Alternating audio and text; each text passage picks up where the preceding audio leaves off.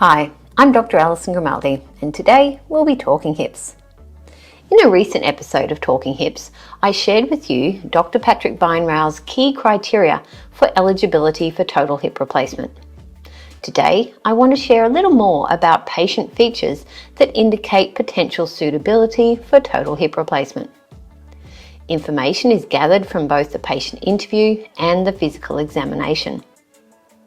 Patient interview features that suggest eligibility for total hip arthroplasty include persistent symptoms, insufficient response to non-operative therapies, severity to impact upon function, pain that begins to refer distally from the inguinal region, night pain, waking with inguinal or joint-related pain, reduced quality of life, and stiffness, such as difficulty reaching their foot.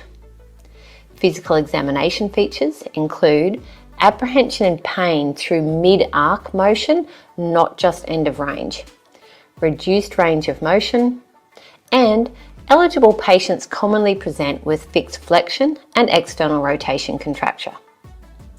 These patient features are paired with imaging features in the decision-making around when the time is right for total hip replacement.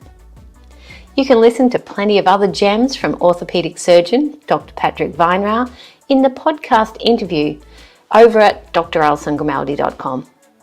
Thanks for joining me, and I'll see you on the next episode of Talking Hips with Dr. Ali.